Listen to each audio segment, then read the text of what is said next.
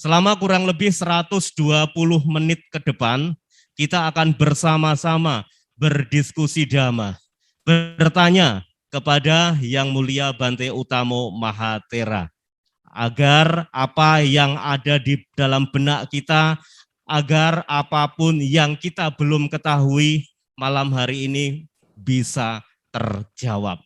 Seperti halnya Puja Lilin, tentunya tidak sedikit di antara kita yang masih belum memahami apa makna dan asal muasal Puja Lilin tersebut. Kemudian kalau kita melakukan Puja Lilin kebajikan ini, apa manfaatnya? Nah, malam hari ini saya akan memohon kepada Yang Mulia Bante Utamo Mahatera untuk memberikan penjelasan tentang hal ini. Dan nanti juga Bapak, Ibu, saudara-saudara sedama semuanya disilahkan untuk bertanya melalui Zoom ya, dengan cara angkat tangan ya, raise hand ya. Jangan angkat tangan gini-gini, nanti operatornya pusing ya kan, seperti yang disampaikan Bante Utamo beberapa waktu yang lalu. Atau Anda yang tengah menonton YouTube juga bisa menyimak dan melayangkan pertanyaannya melalui chat di YouTube. Nanti kita akan menjawab satu persatu tentunya. Untuk itu saya undang Yang Mulia Bante Utamo Mahatera untuk bergabung dengan kita semuanya. Silahkan Bante.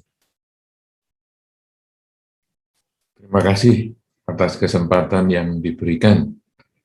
Semoga perjumpaan ini memberikan manfaat dan memberikan kebahagiaan untuk kita semua. Yang terhormat juga kepada Bante Sugito yang saya muliakan, dan juga Samanera yang hadir di sini, serta semua partisipan ataupun semua yang ikut acara ini, semoga selalu berbahagia. Seperti yang tadi sudah disampaikan oleh pembawa acara bahwa memang ada beberapa orang ataupun mungkin juga banyak orang yang belum memahami tentang apakah sih sebetulnya yang menjadi dasar adanya puja lilin ataupun mungkin lebih tepat puja pelita ya pada awalnya. Jadi dulunya sebetulnya pada zaman-zaman dulu kan belum ada lilin. Jadi dulu adalah puja pelita. Kemudian karena kemajuan zaman jadilah puja lilin seperti yang kesempatan ini diadakan oleh Wihara Buddha Sasana. Sebetulnya sih kalau puja, kita kan juga memahami ya, kalau di wihara misalnya, kita mau baca parita, kemudian kadang kita juga memasang lilin, kemudian memasang dupa, kemudian kita bernamaskara dan sebagainya. Ternyata memang penghormatan kepada tempat-tempat yang diagungkan, ini sudah berlangsung cukup lama, bahkan mungkin dalam beberapa sumber dikatakan ini sebelum zaman Sang Buddha Gotama. Jadi dulu-dulu sudah ada penghormatan kepada tempat-tempat yang disucikan. Ya, jadi pohon bodhi atau kemudian cetia, kemudian Buddha Rupang dan lain sebagainya. Sehingga pada satu ketika diceritakan ada seorang pengembara yang berjalan kemudian bertemu dengan sebatang pohon bodhi yang luar biasa besarnya. Lalu beliau bertekad, pengembara ini bertekad di depan pohon bodhi tersebut, mengucapkan tekad bahwa seandainya pohon bodhi ini bisa bercahaya, maka dia akan memberikan penghormatan. Dan ternyata pohon bodhi ini bercahaya. Diceritakan seperti itu, sehingga pengembara ini juga duduk di situ selama 7 hari. Melihat cahaya itu dan juga bermeditasi. Nah, kemudian setelah itu si pengembara ini mempersembahkan pelita, penghormatan dalam bentuk pelita, memasang pelita. Dan dikisahkan perbuatan tersebut pada akhir kehidupan sang pengembara mengkondisikan dia terlahir di alam bahagia, di alam surga. Dan kemudian setelah proses kelahiran di alam surga, dia meninggal dan dia terlahir di alam manusia sebagai seorang wanita pada zaman Sang Buddha. Dan dia, wanita ini, yang dulunya yang memberikan persembahan puja pelita tersebut di pohon Bodhi, pada zaman Sang Buddha, akhirnya beliau mencapai kesucian. Nah, sehingga hingga sekarang, orang masih kalau puja bakti, memasang lilin, memasang dupa, dan kemudian pada hari-hari tertentu, seperti yang sekarang diselenggarakan oleh Wihara Buddha Sasana, juga diselenggarakan puja lilin yang mungkin lebih dulunya bermakna puja pelita. Ya, inilah mungkin yang mendasari kenapa kita secara tradisi melakukan puja pelita atau memasang lilin ketika kita hendak puja bakti. Ya, begitu. Mungkin ini sebagai awal saja akan menginspirasi ataupun akan dapat memancing kita untuk lebih banyak tanya jawab, tentu saja hal-hal yang lebih luas ya, tidak harus tentang puja lilin saja, tapi bisa tentang hal-hal yang lain. Silakan. Ya, silakan untuk Anda yang ingin bertanya malam hari ini. Dan ini Bante, dari Wihara Buddha Sasana sudah ada yang bertanya. Kita kasih kesempatan dulu untuk yang di Wihara Buddha Sasana. Silakan.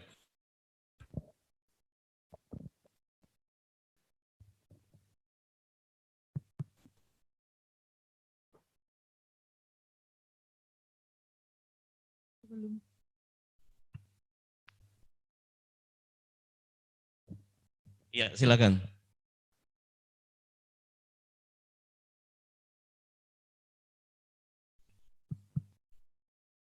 Sebelumnya, selamat malam Bante, Namo Buddhaya. Perkenalkan, nama saya Diana. Di sini saya mau bertanya, manusia memiliki banyak macam sifat dan karakter. Ada yang suka pamer harta kekayaan di media sosial,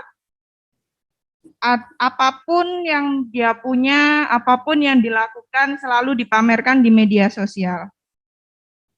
Tetapi ketika di wihara ada kegiatan, pura-pura tidak tahu dan tidak mau tahu. Mohon Bante memberikan penjelasan tentang sifat dan karakter orang seperti ini dalam pandangan agama Buddha. Terima kasih Bante, Namo Buddhaya. Ya, Bante, silakan untuk langsung memberikan jawabannya.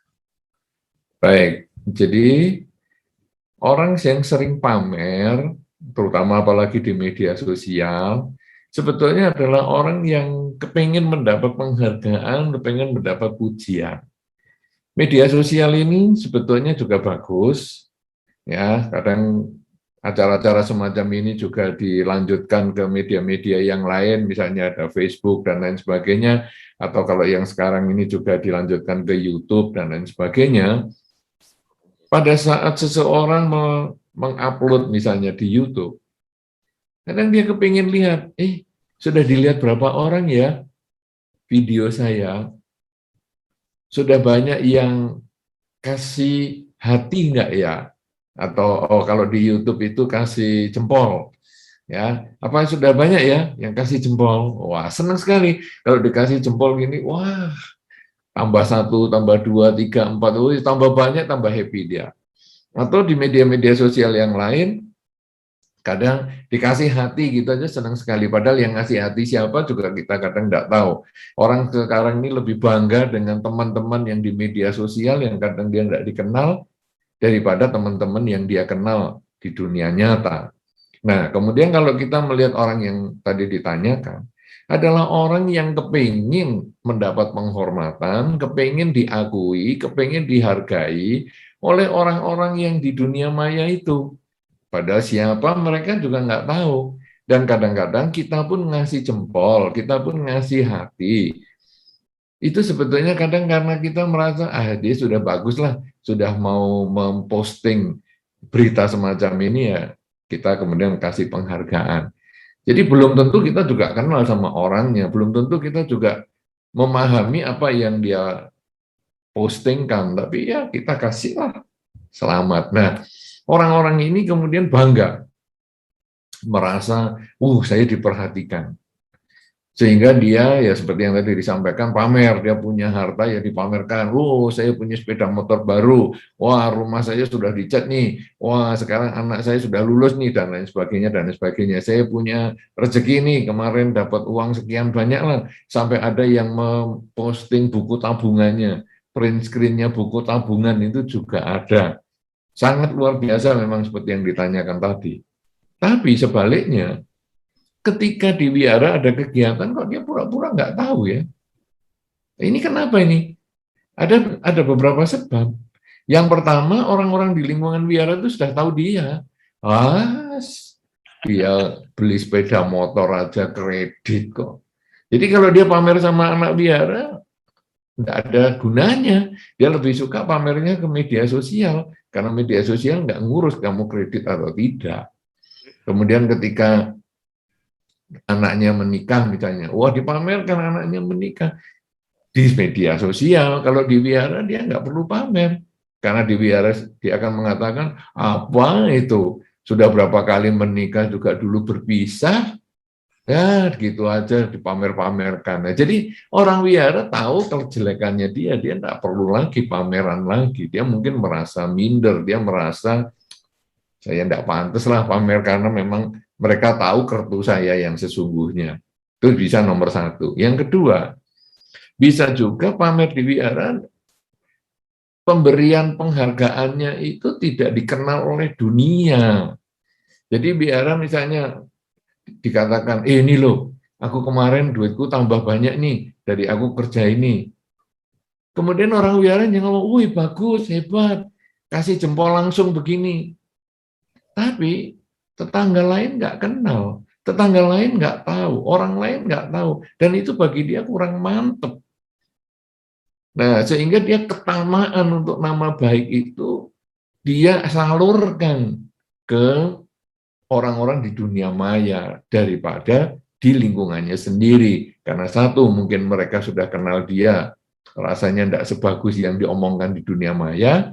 Yang kedua, kalaupun dihargai, tapi nilainya menjadi kecil karena hanya bersifat lokal. Jadi bagaimana nih kalau dipandang dari sudut Dhamma? Sebetulnya orang ini dasarnya adalah ketamaan. Manusia ini kan kalau di dalam Dhamma, kelakuannya terinspirasi atau didorong oleh ketamaan, kebencian, dan kegelapan batin. Dia tamak pujian, dia tamak penghargaan, mungkin karena di lingkungannya dia kurang dihargai, mungkin dulu dari orang tuanya juga kurang mendapat penghargaan, mungkin dia dari pasangan hidupnya juga kurang mendapat penghargaan, mungkin dari teman-teman di wihara juga kurang mendapat penghargaan, sehingga dia akhirnya mencari penghargaan di luar lingkungannya, yaitu dengan sasaran atau media sosial. Ya, begitu. Mudah-mudahan ini bisa memberikan manfaat untuk penanya ataupun untuk orang-orang yang punya sifat seperti ini, bahwa inilah ketamaan yang kita sebetulnya lalu renungkan, bahwa media sosial, teman kita sebanyak apapun juga, mereka kadang-kadang tidak mengenal kita sama sekali, tapi teman wihara, teman lingkungan, teman tetangga, dan sebagainya, itu sebetulnya adalah menjadi teman yang sesungguhnya, karena ketika kita ada kesulitan, mereka lah yang paling cepat dan paling dekat dengan kita untuk membantu. Begitu, mudah-mudahan si penanya bisa menjadi lebih jelas. Terima kasih. Ya, terima kasih Bante. Dan di sini sudah ada penanya, ada Vivi Yuwono. Oke, saya silakan untuk Vivi Yuwono.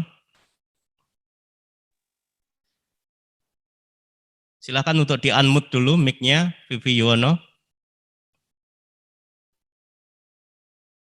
Belum. Ya, silakan di-unmute Vivi Yuwono. Ya, kita masih menunggu respon dari, ya sudah. Silakan untuk Vivi Yuwono. Malam Bante, Namo Buddhaya. Bante, saya mau tanya tentang masalah ini meditasi. Ini kan sejak awal tahun ini kan saya bertekad untuk setiap pagi dan malam sebelum tidur itu selalu membaca parita, kemudian meditasi. Kalau pagi biasanya saya tuh membaca seperti di buku parita biru itu Tirta Parita untuk orang sakit. Urutannya seperti itu. Jadi saya bawa botol aqua 4, kemudian saya baca parita sampai selesai dan meditasi. Nah, kalau malam itu biasanya saya baca paritanya Nama Karapata, terus Pancasila, Buddha Nusati, Dhamma Nusati, Sangha Nusati, dan Saca Kiryagata. Nah, kemudian pertanyaannya itu Bante, seringnya itu, oh ya, kalau biasanya sih saya baca meditasinya tuh pakai versi 1. Kalau pagi itu objek meditasinya itu semoga semua makhluk bahagia. Kalau malam kadang-kadang ini objek meditasinya perhatian pada napas. Kesulitannya begini Bante, sekaligus pertanyaannya. Kadang-kadang sangat sulit kalau pagi itu kebanyakan saya itu kalau meditasi itu kadang-kadang agak tertidur gitu Bante. Nah, terus akhir-akhir ini saya kalau tertidur itu kan ngelantur, tapi pikiran yang saya ucapkan dalam hati itu bukan semoga semua makhluk bahagia, tapi parita itu, tapi nggak tahu parita apa. Parita yang kadang bisa ganti-ganti paritanya yang seperti yang saya baca itu. Selama ini saya nggak hafal parita sih Bante. Kalau misalnya meditasi selalu bawa buku parita, baca dulu. Nah, kalau malam juga begitu sih. Agak mudah tertidur juga. Jadi mungkin dalam 10 kali meditasi itu mungkin hanya 1 yang fokus gitu. Jarang sekali. Nah, terus apa yang harus dilakukan Bante untuk meningkatkan kualitas meditasinya? Dan juga kalau misalnya tiap pagi saya bawa air untuk sama sekaligus baca Tirta Parita untuk orang sakit itu, airnya kemudian saya minum untuk sekeluarga. Itu apakah bisa bermanfaat? Dan apakah tidak apa-apa kalau tiap hari saya baca seperti itu Bante? Terus satu lagi Bante, kalau misalnya di tempat usaha itu ada yang saya sendiri agak jarang-jarang ke sana, sehari cuma sebentar-sebentar aja.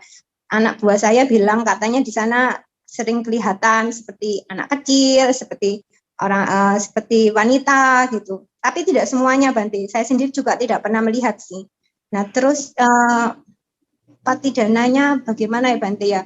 Kalau yang saya ikut di wihara itu biasanya apa juga sudah mencakup di tempat usaha saya itu tadi. Bante, sekian Bante, mohon pencerahannya. Terima kasih. Baik, terima kasih Ibu Vivi. Ya, mestinya ini harus menyebutkan tempatnya ya, tapi kebetulan karena saya kenal Ibu Vivi ini sebetulnya tinggal di Sidoarjo. Ya, jadi cukup jauh juga dari Blitar. Ada pertanyaan, ada 2 ya, tapi baik saya jawab secara berurutan. Sebetulnya ini pertanyaannya 2 kelompok. Satu kelompoknya cukup banyak tadi pertanyaannya, sudah terutama pertanyaan yang pertama. Yaitu yang pertama tadi adalah tentang parita. Pembacaan parita itu adalah tradisi saja, sehingga Anda bisa bebas membaca. Misalnya pagi Anda membaca parita untuk kesehatan dengan pembacaan air, kemudian yang malam pembacaan singkat, Buddha Nusati, Dhamma Nusati, Sangha Nusati, dan Saca Kirya itu boleh, tidak masalah. Ya. Kemudian apakah bisa kita tiap hari membaca parita kesehatan dan itu diminum? Apakah itu bermanfaat? Sangat bermanfaat. Karena sudah diselidiki oleh satu ahli di Jepang bahwa ada sebuah danau yang baunya busuk sekali, kemudian danau ini tidak bisa dimanfaatkan sama sekali.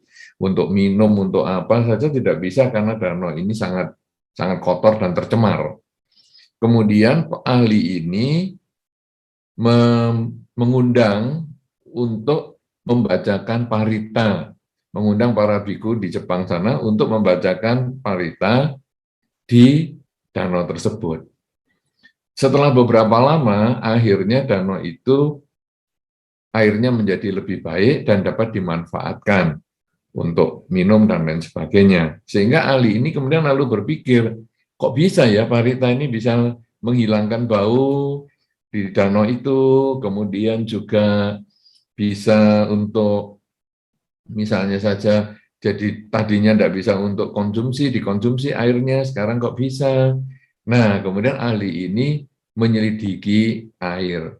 Air setelah dibacakan parita atau dibacakan doa, pokoknya digunakan untuk media konsentrasi, lalu air ini didinginkan, dibekukan, kemudian diselidiki kristal-kristalnya itu. Ternyata kristal-kristalnya itu beraturan.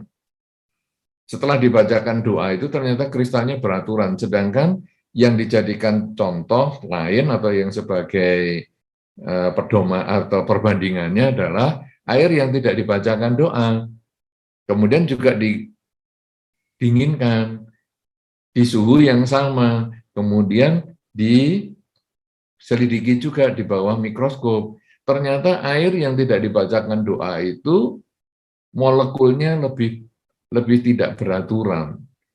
Nah, sedangkan air yang dibacakan parita itu lebih beraturan dan cenderung berbentuk segi 6. Dan itu air itu kemudian memberikan manfaat kalau digunakan untuk menjaga kesehatan ataupun juga diminum oleh orang yang kurang sehat, dia bisa menjadi lebih baik.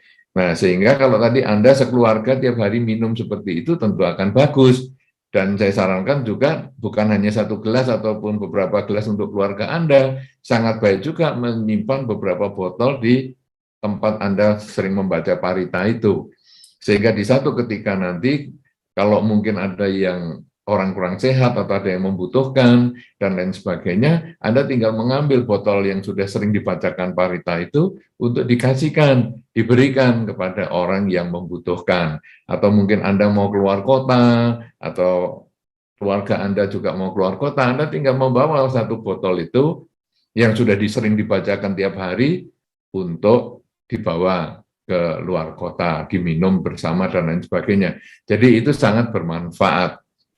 Kemudian sekarang kalau kita bermeditasi, meditasi itu sangat disarankan Anda menggunakan objek yang sama, pagi bangun tidur dan malam menjelang tidur itu sebaiknya sama. Jadi jangan pagi adalah mengucap semoga semua makhluk bahagia, misalnya yang tadi Anda lakukan, kemudian malam memperhatikan nafas. Sebaiknya kalau pagi yang memperhatikan nafas, malam yang memperhatikan nafas, atau pagi mengucap semoga semua makhluk bahagia, malam juga mengucap semoga semua makhluk bahagia, karena meditasi itu sebetulnya adalah melatih keterampilan berpikir. Keterampilan berpikir itu Anda bisa latih kalau objeknya sama. Ya, jadi semakin Anda sering mengganti objek, semakin sulit keterampilan itu Anda peroleh. Tapi ketika Anda bertahan pada satu objek, maka Anda akan lebih cepat terampil memegang objek. Nah, sekarang ketika Anda bermeditasi, pikiran menjadi tenang, biasanya memang ngantuknya datang. Karena itu, orang yang meditasi disarankan duduk bersila dengan tegak posisinya. Sehingga kalau begitu ngantuk, badannya mulai mengayun ke depan dan sebagainya, dia langsung bangun dan dia langsung bisa kembali ke objek. Meditasi tidak disarankan bersandar, karena kalau bersandar mengantuk dan lain sebagainya, kemudian langsung terlelap lagi. Jadi, ketika Anda meditasi dan kemudian merasa ngantuk, itu sudah jalurnya. Sudah benar, jangan kemudian Anda merasa, aduh aku kok nggak bisa meditasi. Sudah benar, tapi bisa nggak Anda mengatasi rasa ngantuk itu? Rasa ngantuk itu dikuasai dengan Anda memusatkan lebih kuat perhatian pada objek. Sehingga pelan-pelan secara bertahap, semakin Anda terampil, ngantuknya itu nanti bisa dikendalikan, bisa dikuasai, bisa dilawan, sehingga akhirnya pikiran Anda menjadi tenang, ngantuknya lenyap, dan kemudian objek menjadi jelas. Ketika tadi Anda pagi misalnya meditasi, dari pengucapan semoga semua makhluk bahagia, kok akhirnya jadi mengucap parita yang tidak jelas begitu? Ya karena Anda terbawa oleh ngantuknya, sehingga Anda tidak menyadari apa yang Anda sedang ucapkan atau Anda yang sedang lakukan. Tidak masalah, itu bukan kesalahan, tapi Anda segera kembalikan pada objek awal. Misalnya, semoga semua makhluk berbahagia. Kalau sulit sekali untuk kembali ke objek, maka Anda mengulang kalimat, saat ini saya sedang apa? Saat ini saya sedang duduk bermeditasi. Objek saya adalah memperhatikan atau mengulang kalimat semoga semua makhluk berbahagia. Jadi dengan kata-kata saat ini saya sedang apa, lalu kita kembali pada objek, biasanya pikiran menjadi lebih tenang dan bisa kembali pada jalurnya lagi, yaitu memperhatikan semoga semua makhluk berbahagia. Atau kalau tadi Anda misalnya menggunakan pernafasan, nafas masuk dan nafas keluar yang mengalir secara alamiah. Kemudian tadi Anda mengatakan versi 1, berarti apa saja yang bukan objek Anda singkirkan. Saya tidak mau memikirkan apa saja selain objek saya selama meditasi. Maka ketika nafas kita amati 1, 1, 2, 2, 3, 3, pikiran ke tempat lain, kuncinya kembali lagi dengan mengatakan, saat ini saya sedang apa? Saat ini saya sedang duduk memperhatikan objek. Objek saya adalah pernafasan. Saya mengamati masuk dan keluarnya nafas. Dengan pengulangan kalimat itu 2 atau 3 kali, akhirnya kita balik ke objek nafas lagi dan meditasi bisa dilanjutkan. Dan itu ngantuk lagi, tidak apa-apa. Kita lawan lagi dengan perhatian pada objek yang lebih kuat lagi sampai ngantuknya lenyap. Nanti ngantuk lagi, jatuh tertidur lagi, dilatih lagi. Tapi kalau Anda duduk selalu mengantuk dan sulit sekali untuk mengembalikan pada objek, maka disarankan Anda meditasi jalan saja. Jadi gunakan jalur kira-kira 3 meter, mungkin yaitu sepanjang ruangan Anda, misalnya rata-rata ruangan sekitar 3 meter, atau mungkin 2,5 meter, Anda jalan mondar-mandir di situ.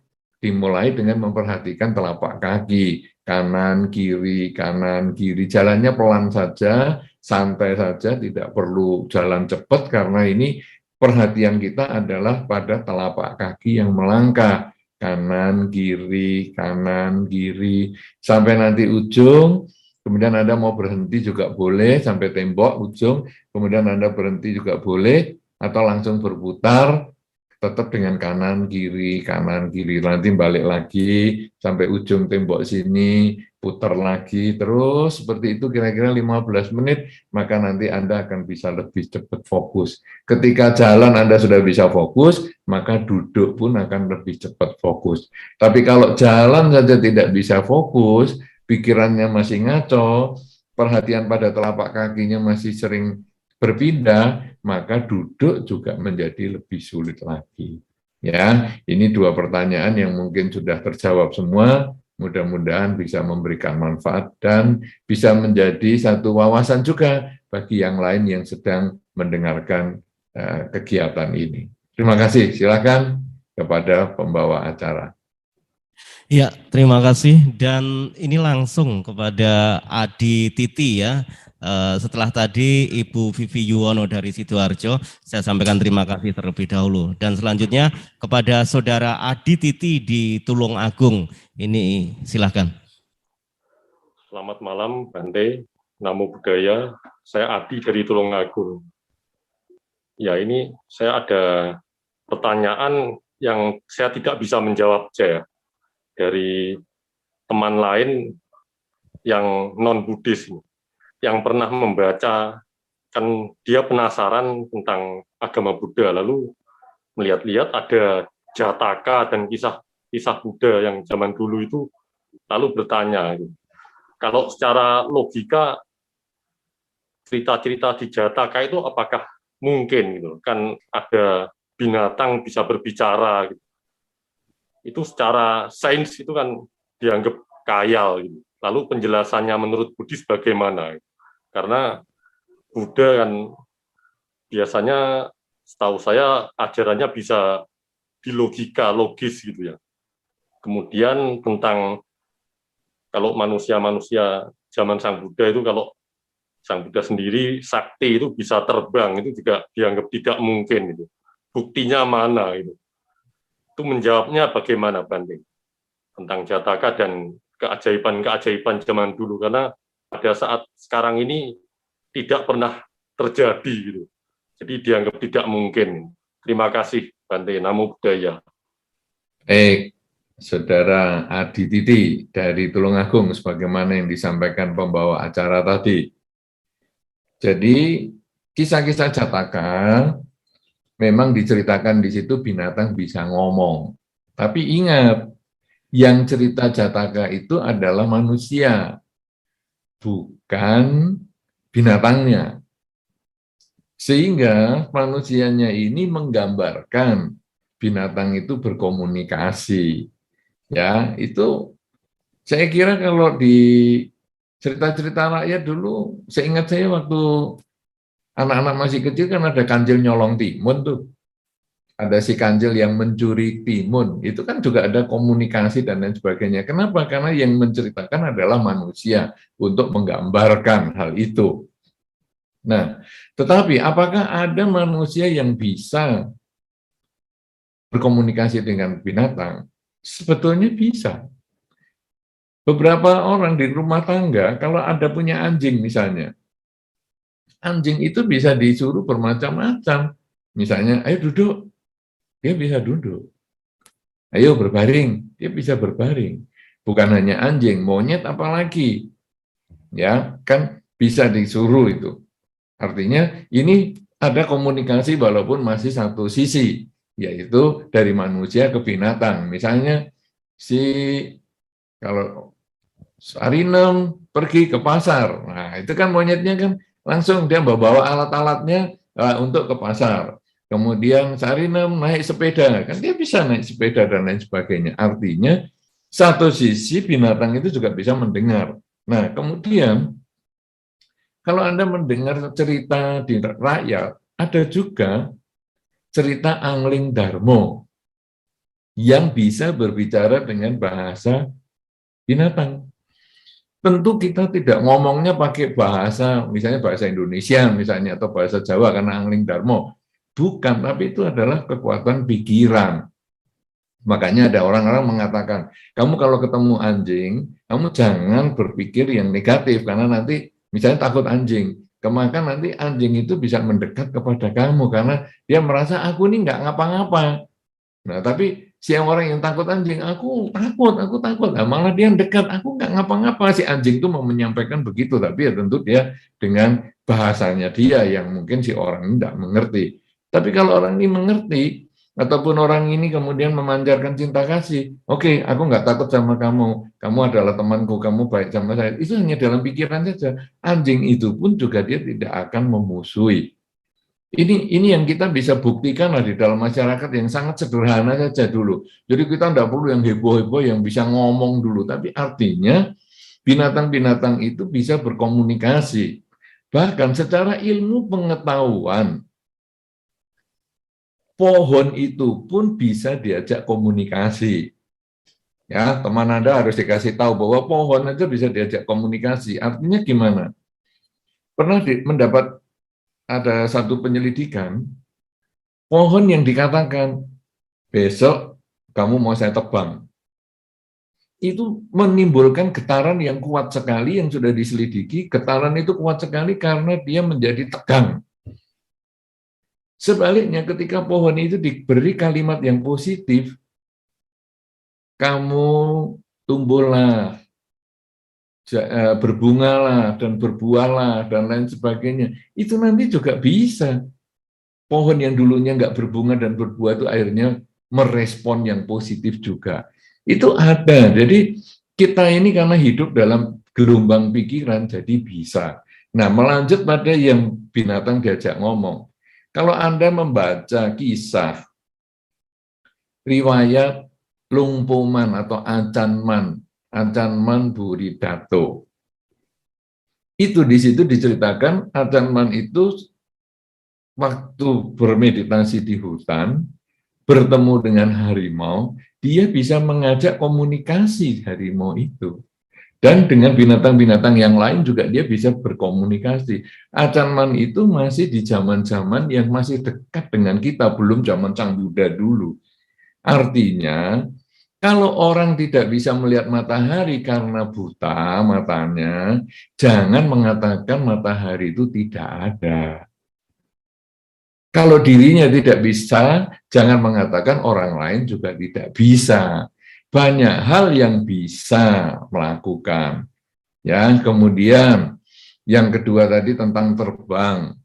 Kalau Anda membaca riwayat dari Long Po Wen Sujino, itu salah satu juga murid dari Acan Man, pernah dilihat oleh satu pilot, dia melayang, bukan hanya terbang, tapi dia melayang mengikuti pesawat itu. Jadi pilot ini mengendarai pesawat, kemudian ada biku yang di luar jendela pesawat dan dia di situ mengikuti.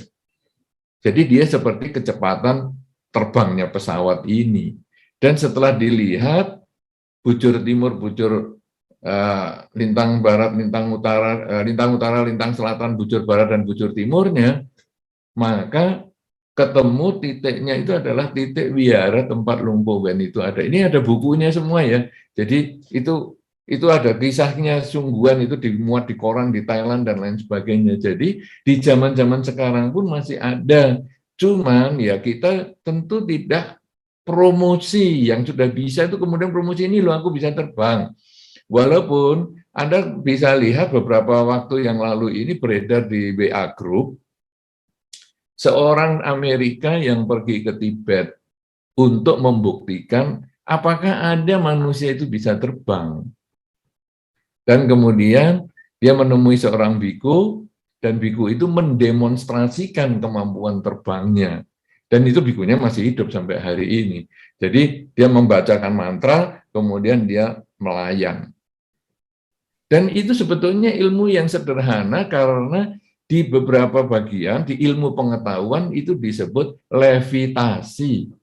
Jadi ilmu pengetahuan sudah ada. Lawan dari gravitasi, yaitu harus melekat dengan bumi, namanya levitasi. Jadi dia bisa melayang. Itu bukan sulap, bukan sihir, itu kemampuan yang orang-orang ilmiah juga sudah mengakui keberadaannya, sehingga sudah dikenal istilahnya levitasi. Ya, jadi mungkin teman Anda mungkin kurang banyak referensinya dan lain sebagainya, tidak masalah. Anda berusaha jelaskan, tapi kalau dia tidak mau percaya, tidak apa-apa. Ya, jadi di dalam dhamma ini itu tidak penting. Misalnya binatang bisa ngomong, aku kok nggak percaya, nggak penting. Sang Buddha, apa bisa terbang? Kayaknya nggak mungkin. Iya, nggak penting juga.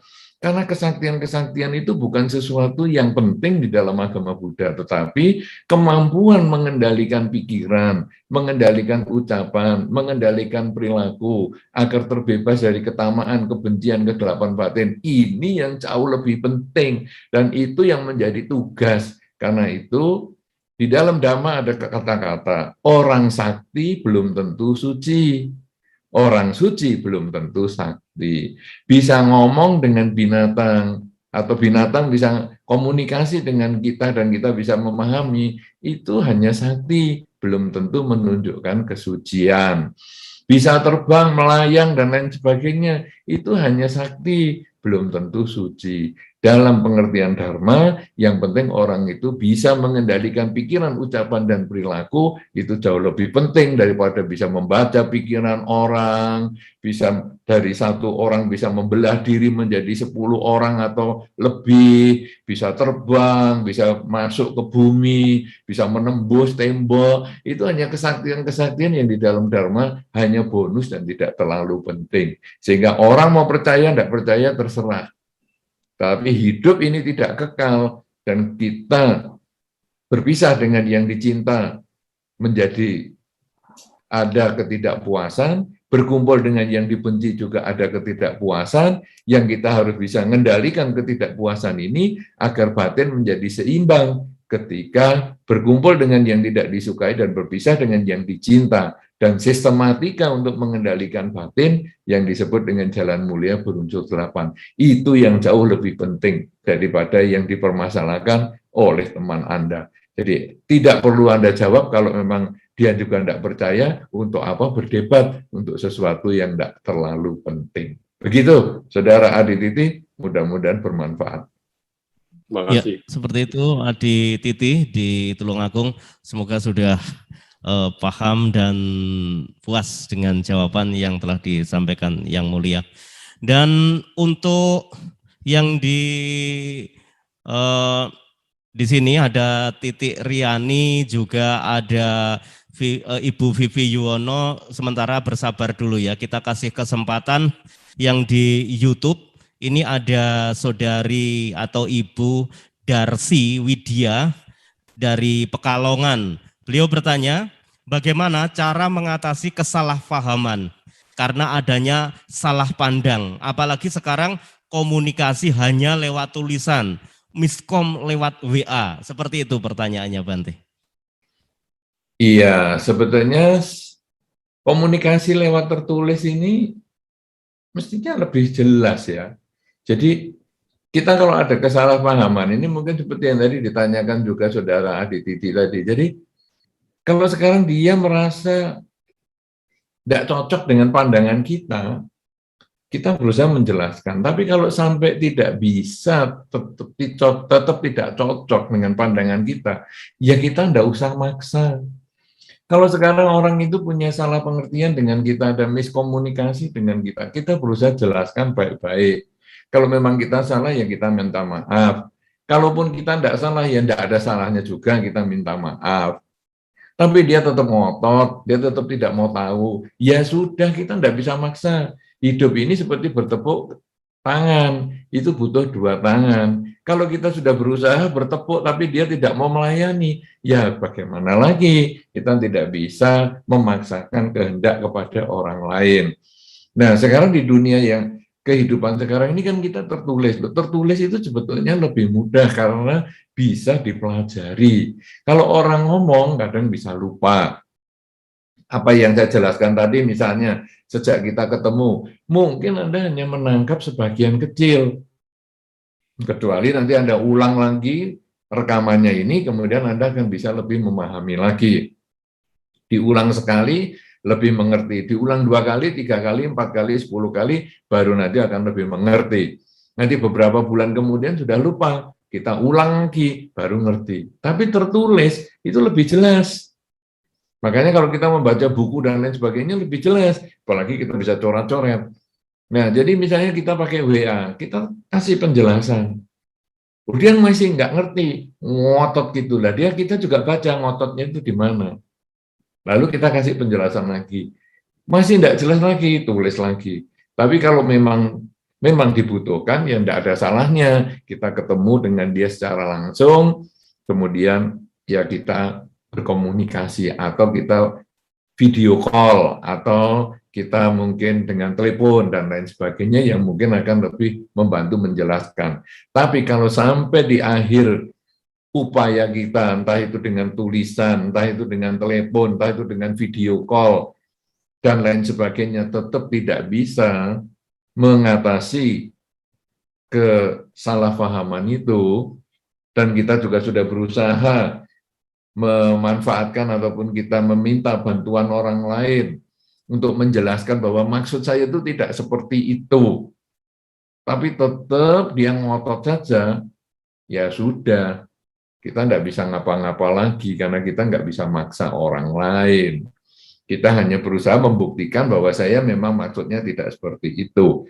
Karena ingat, dalam kehidupan ini, ketika kita masih bertemu pertama, biasanya pikiran kita masih bersih terhadap orang itu. Tapi begitu kita sudah timbul kecurigaan, ataupun malah kesalahpahaman, kadang-kadang kita memang sulit sekali untuk mengembalikan kepercayaan itu tadi. Nah, ini butuh waktu, dan kita, kalau memang kita yang salah, kita buktikan dengan waktu itu. Misalnya saja, kita dianggap mencuri, barangnya dia yang hilang. Padahal kita nggak mencuri. Sudah saya jelaskan, dia tetap mengatakan kamu mencuri. Ya sudah, bagaimana lagi namanya kita sudah jelaskan. Kita sudah minta orang lain juga, tolong jelaskan, aku tuh nggak mencuri. Karena aku bisa beli barang itu sendiri. Kenapa aku harus mencuri punyanya dia? Tapi dia ngotot aja, menganggap kita nyuri. Ya sudah, saya nggak bisa ngomong lagi. Biar waktu nanti yang membuktikan. Nah, nanti dengan waktu mungkin seminggu, 2 minggu, setahun, 2 tahun, 10 tahun, 20 tahun, baru dia ketemu barangnya dia. Oh, kamu dulu ternyata nggak mencuri ya. Ini barangku ternyata terselip nih di lemari saya, maaf ya. Oh, enggak apa-apa. Aku sudah memaafkan kamu sejak awal, karena aku tidak punya salah paham dengan kamu. Kamu yang salah paham dengan saya. Kamu menganggap saya mencuri. Saya tidak mencuri, makanya saya tidak punya salah paham dengan kamu. Kamu yang salah paham dengan saya. Jadi kamu minta maaf, nggak ada gunanya karena saya tidak menganggap kamu ngapa-ngapa. Jadi saya sudah memaafkan kamu sejak awal. Nah, dengan cara seperti itu, waktu kadang-kadang juga yang akan menyelesaikan kesalahpahaman tersebut. Ya, banyak hal nanti itu tekniknya untuk mengatasi kesalahpahaman. Yang penting Anda sudah berusaha menjelaskan dan Anda tidak melakukan itu. Ya, baik. Saya kira demikian. Silahkan pertanyaan berikut. Baik, terima kasih. Saya kasih kesempatan selanjutnya untuk Titi Riani. Silahkan sebutkan dari mana. Silahkan. Terima kasih, selamat malam Bante. Perkenalkan saya Titi dari Wiara Samagi. Saya mau bertanya Bante, bagaimanakah karma kita di masa lampau sehingga saat ini kita terlahir di lingkungan orang-orang dekat kita yang mempunyai karakter keras, mudah marah. Begitu pula dengan kita mempunyai teman juga mempunyai karakter seperti itu. Tapi kita bisa memahami. Tapi yang namanya kita manusia ya Bante masih banyak belajar dalam proses untuk sabar. Kadang kita juga merasa bosan dan lelah gitu Bante menghadapi orang-orang seperti itu. Terima kasih Bante, selamat malam. Baik. Jadi kita ini memang dilahirkan karena karma kita. Kita tidak bisa milih orang tua. Saya mau lahir di orang tua yang sana, dengan orang tua yang ini, kita nggak bisa. Kita juga tidak bisa memilih lahir di negara tertentu. Saya mau lahir di negara sana, jangan negara ini, nggak bisa. Saya juga pengen lahir dengan jenis kelamin tertentu, nggak bisa. Jadi ada karma yang memang membuat kita lahir di negara tertentu, dengan orang tua tertentu, dengan jenis kelamin tertentu, kemudian dengan lingkungan-lingkungan tertentu, itu kita sudah seperti itu. Nah, itu disebut karma yang melahirkan. Kemudian, karma yang melahirkan ini masih ada pengikutnya, yang disebut karma yang mendukung. Jadi, misalnya, saya ambil contoh 2 orang yang ekstrim saja. Ada orang yang terlahir di lingkungan orang yang jahat. Yang satu lahir di lingkungan orang yang baik. Ini sudah tidak bisa milih. Kemudian karma yang mengikutinya itu adalah sudah lahir di lingkungan yang jahat, juga badannya sakit-sakitan. Jadi lingkungannya sudah jelek, kondisi tubuhnya juga jelek, sakit-sakitan. Sebaliknya yang lahir di lingkungan yang baik ini, sudah lingkungannya baik, tubuhnya juga sehat. Wah, ini karma yang mengikuti, sehingga kadang-kadang kalau kita sudah melihat 2 hal ini aja, kayaknya nggak adil ya hidup ini. Itu orangnya jahat, anaknya juga, aduh, lingkungannya jahat, kemudian anaknya malah sakit-sakitan. Yang ini sudah baik, sehat lagi. Dan ini bisa ditambah lagi, yang jelek ini tambah jelek-jelek yang lain, ya. Kemudian yang bagus ini juga banyak bagusnya yang lagi. Misalnya yang jelek ini lahir di lingkungan jahat, kemudian dia sakit-sakitan, karena itu kemudian sekolahnya pun jadi mundur, akhirnya juga tidak pandai. Yang lahir di lingkungan baik, sehat, sekolahnya juga bagus, pandai. Akhirnya tambah lagi yang tambah luar biasa lagi, sehingga kadang kita tambah iri lagi, ya iri kepada yang lebih hebat dan menghina kepada yang lebih rendah.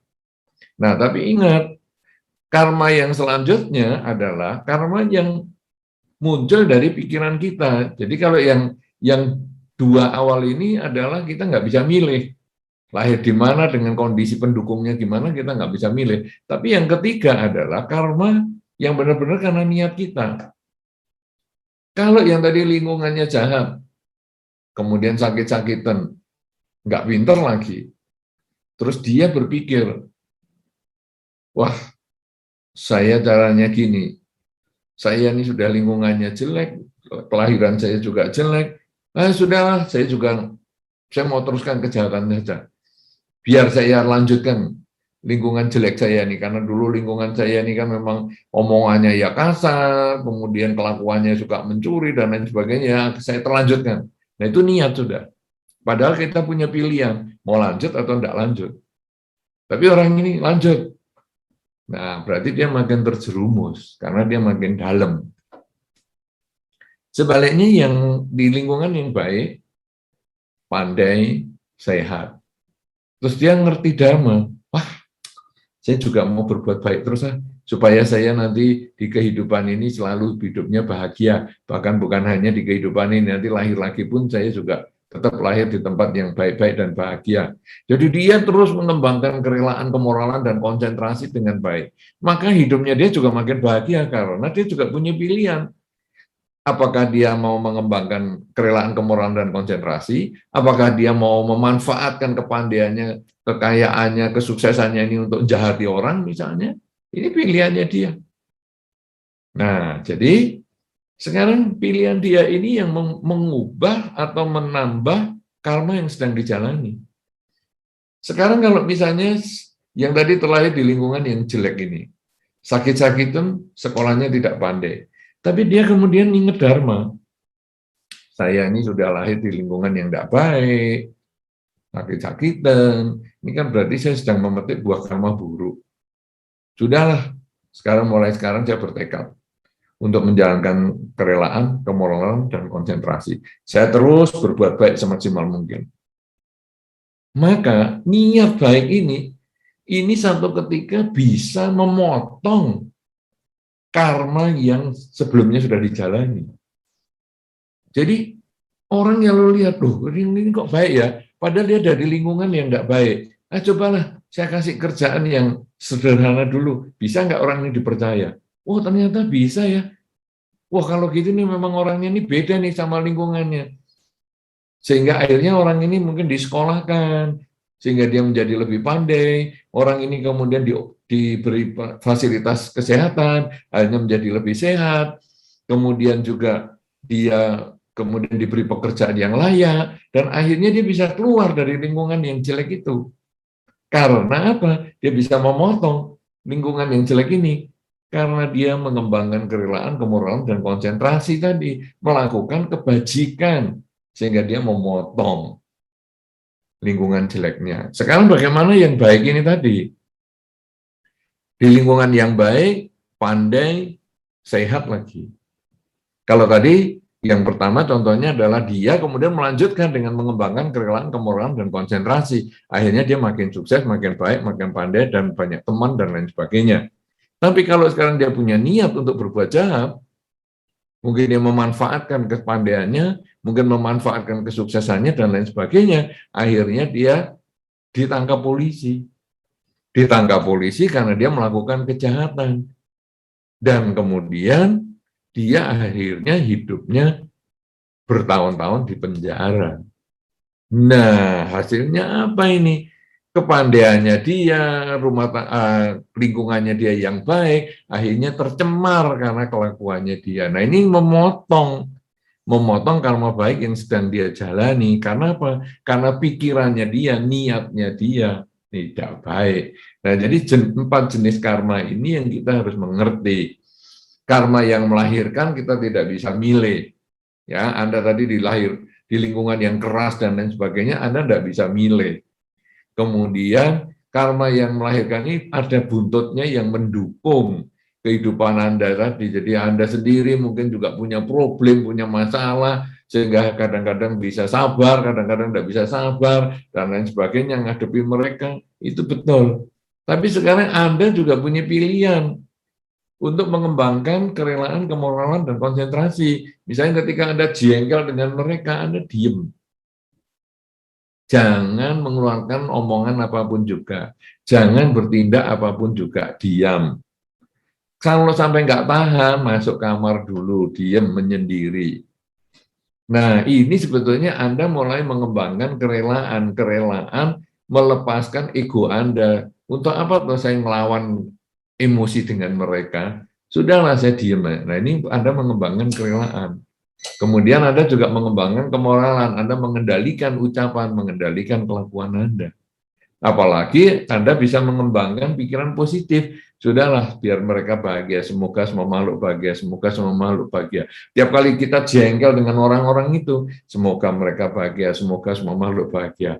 Nah, karena Anda punya pikiran yang baik, ucapan yang baik, dan perilaku yang baik, ketika karma baiknya cukup, Anda bisa memotong karma-karma buruk yang Anda sedang jalani itu, sehingga Anda mungkin satu ketika bisa bekerja di luar kota, atau Anda terkondisi untuk hidup di kondisi yang lebih nyaman dari yang sekarang, dan lain sebagainya, sehingga Anda merasakan, karma baiknya itu luar biasa ya, sekarang aku bisa hidup lebih bahagia, lebih tenang, lebih damai, dan lain sebagainya. Tapi kalau Anda tinggal di lingkungan yang seperti itu, kemudian Anda sudah didukung oleh karma-karma dengan masalah yang banyak, kemudian Anda berpikir yang negatif lagi, lawan mereka, hajar mereka, mereka ngomong apa satu kata, Anda hajar 10 kata yang jelek, mereka bertindak sesuatu yang jelek, Anda lawan dengan 10 kali kejelekan, dan lain sebagainya. Pikiran Anda hanya diisi juga kebencian, kapan mereka ini mati, kapan mereka sakit, aku sudah bosan dengan mereka, dan lain sebagainya.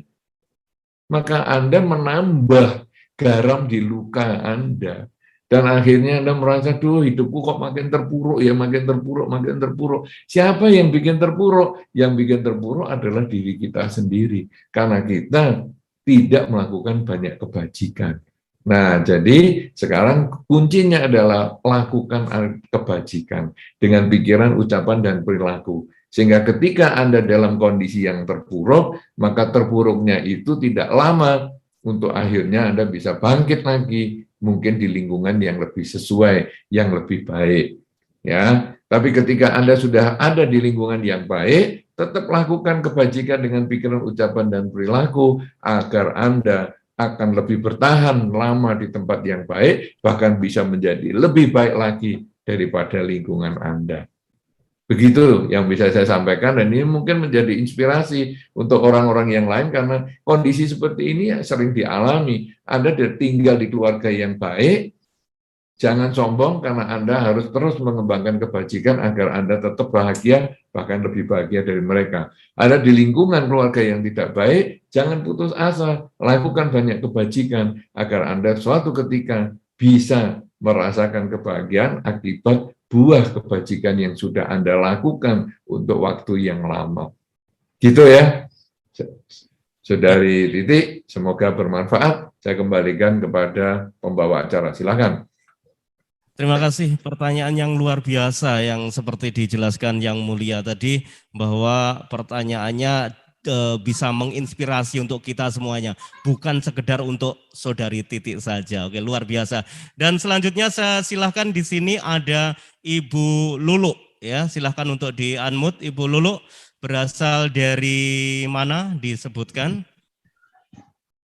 Namo Buddhaya, Bante, saya Lulu dari Tangerang, Banten.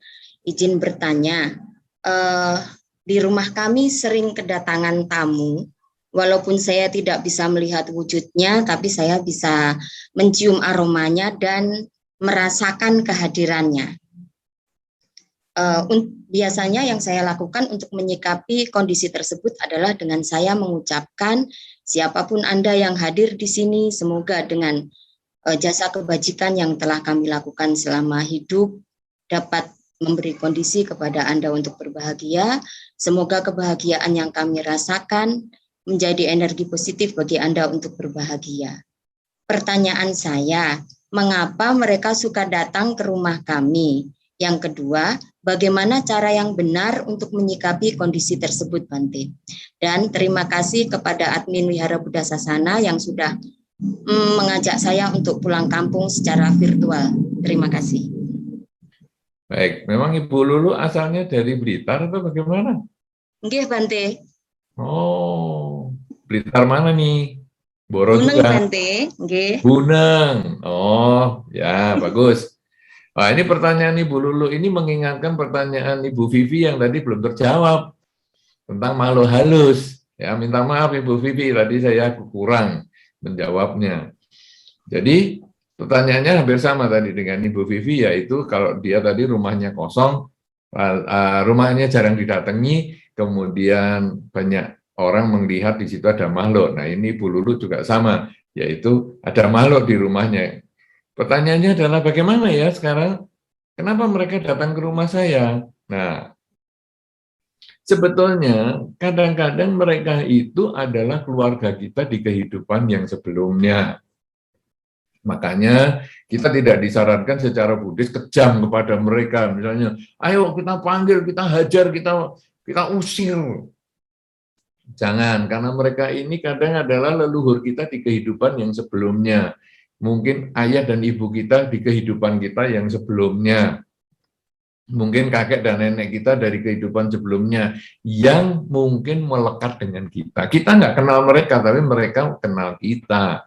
Karena mereka umurnya lebih panjang daripada kita. Sehingga ketika dulu sudah pernah jadi anaknya mereka, misalnya ketika kita sudah meninggal, dia masih tahu, oh ini sekarang dia lahir sebagai si A ini. Nah, dia ikuti. Nah, ngapain ikut? Macam-macam. Dia mungkin mau melindungi kita sebagai pelindung, atau mungkin dia minta pelimpahan jasa. Nah, sebetulnya apa yang disampaikan Ibu Lulu tadi sudah betul, yaitu mengucapkan saja, ya semoga dengan kebajikan yang saya lakukan ini, kamu siapapun juga, semoga kamu berbahagia.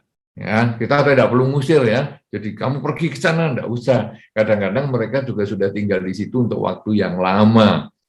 Ya, waktu itu kan leluhur kita, iya betul itu leluhur kita. Tapi kita bisa sampai di tempat itu kadang-kadang juga terkondisi karena leluhur kita. Ini yang menjadi sebab kenapa kadang-kadang kita kalau membeli rumah kok jadi gampang ya. Padahal rumah itu dulu sudah didatangi banyak orang kok nggak jadi beli-beli. Kenapa? Karena mungkin itu leluhur kita nungguin kita. Sampai kita datang, sehingga begitu kita datang, langsung semuanya lancar. Tapi kalau orang lain, ini bukan keluarga saya biarkan aja, biar enggak ada kejadian. Itu juga ada cerita-cerita semacam itu. Nah, jadi sekarang Ibu mengatakan, semoga dengan kebajikan yang saya lakukan ini, membuahkan kebahagiaan untuk mereka. Silakan. Nah, ini Ibu Vivi juga boleh mengucapkan kalimat itu. Jadi pelimpahan jasa bisa hanya dengan kata-kata saja. Atau Anda sengaja melakukan perbuatan baik atas nama mereka. Jadi misalnya hari ini saya mau berbuat baik apa nih? Saya mau misalnya kirim barang ke panti asuhan atas nama para leluhur ini. Bisa. Atau Anda ikut dengan upacara-upacara patik dana di wihara-wihara ataupun di mana saja. Ataupun kadang Anda berdana makan kepada para biku misalnya, dan kemudian Anda melakukan pelimpahan jasa, itu sudah boleh. Jadi pelimpahan jasa ini yang penting Anda ucapkan dalam batin. Ya, jadi bahkan Anda hanya membaca parita. Pagi bangun tidur Anda membaca parita meditasi, kemudian Anda mengucapkan tekad. Semoga dengan kebajikan yang saya lakukan pada pagi hari ini akan membuahkan kebahagiaan untuk semua makhluk yang berhubungan karma dengan saya di lingkungan saya ini. Semoga mereka berbahagia. Semoga semua makhluk berbahagia. Anda ulang-ulang kalimat itu dan itu akan memberikan manfaat. Ya, jadi makhluk-makhluk itu ada kemungkinan keluarga Anda sendiri di kehidupan-kehidupan yang sebelumnya. Kemudian cara pelimpahan jasa yang Anda lakukan sudah benar. Pada prinsipnya adalah semoga dengan kebaikan yang saya lakukan ini membuahkan kebahagiaan untuk mereka. Dan pelimpahan jasa tidak selalu harus berbiaya. Karena dengan Anda hanya membaca parita, bermeditasi, Anda juga bisa melakukan pelimpahan jasa.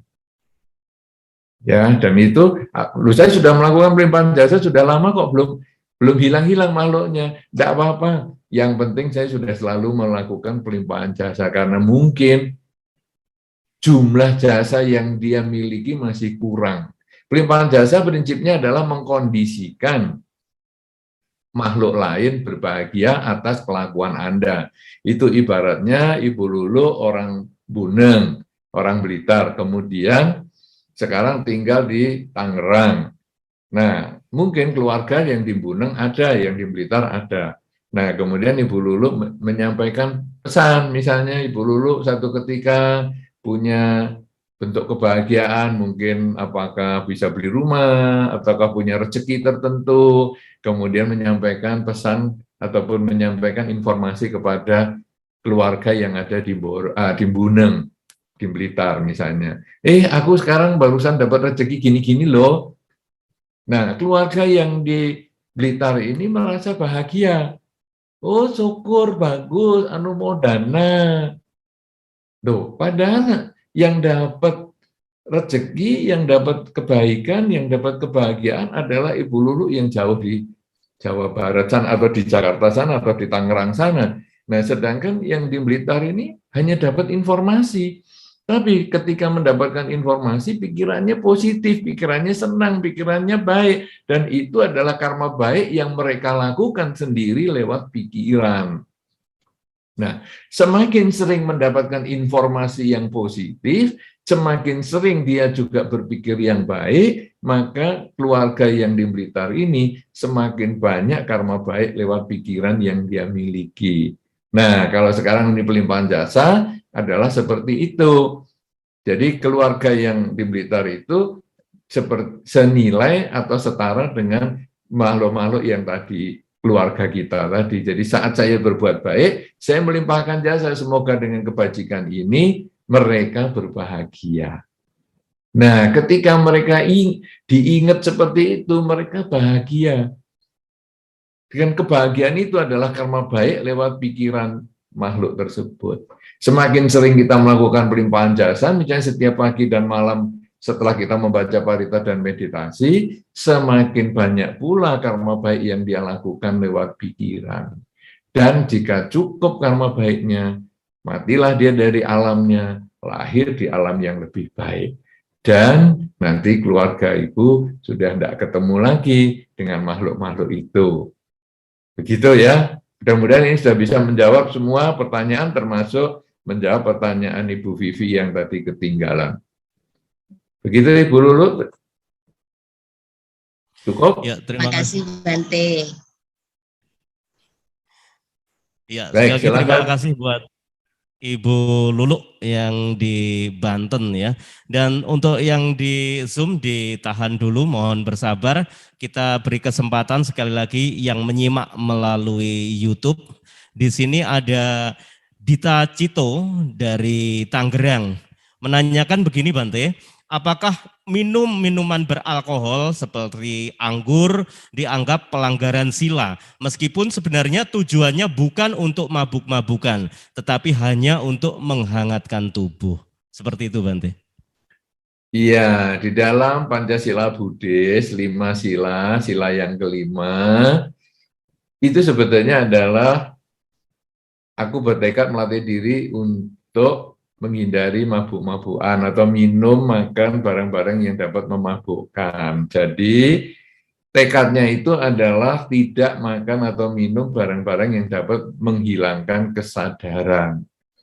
Bukan masalah jumlah, bukan masalah mabuk atau tidak mabuk, tapi minum atau makan barang-barang yang dapat menghilangkan kesadaran. Jadi kalau di dalam Dhamma disampaikan, walaupun kita makan permen yang isinya ada alkoholnya, dulu ada itu, di zaman dulu, saya tidak tahu apakah zaman sekarang masih ada, permen kayak permen coklat, kemudian kalau kita sudah kulum untuk beberapa waktu lama, di dalamnya itu ada alkoholnya, ada kayak whisky dan lain sebagainya. Nah, itu hanya setetes.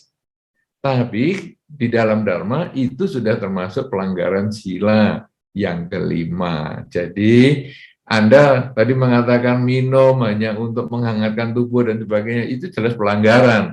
Nah, problemnya sekarang apakah ini terpaksa atau tidak? Ada beberapa kondisi, misalnya tinggal di satu daerah yang sangat dingin sekali, ya mungkin perlu penghangatan.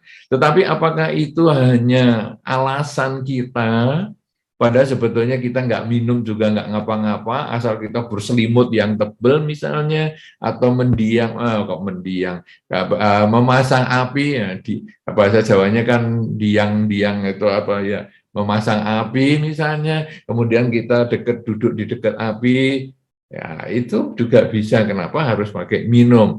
Bahkan sekarang di negara-negara yang bermusim dingin sekalipun, di sana sudah ada kelompok-kelompok yang menghindari alkohol.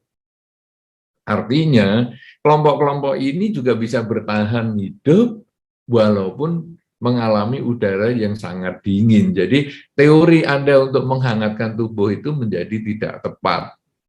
Ya. Nah, jadi setetes alkohol yang masuk ke tenggorokan pun sudah termasuk pelanggaran sila kelima. Begitu. Silakan dilanjutkan. Terima kasih atas jawabannya Bante. Mudah-mudahan benar-benar bisa dipahami oleh si penanya. Dan selanjutnya saya silahkan untuk yang di Zoom kembali. Di situ tadi ada Bapak Sadadama dari mana? Silahkan untuk menyebutkan. Ya, Bapak Sadadama masih bergabung.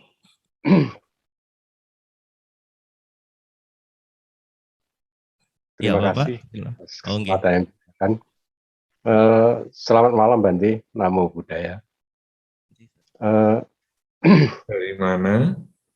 Saya siapa ini? Ya, Agus dari Ngunut Bante. Oh, Pak Agus. Ya. Silakan Pak. Oh, sinyalnya putus, makanya tadi hilang. Iya Pak Agus, dikondisikan sinyalnya Pak Agus, memerah di sini sinyalnya. Ngelek-ngelek ini. Iya, silakan dilanjutkan. Begini Bante, yang saya mau tanyakan bahwa sesuai dengan petunjuk bahwa hidup ini harus dilaksanakan.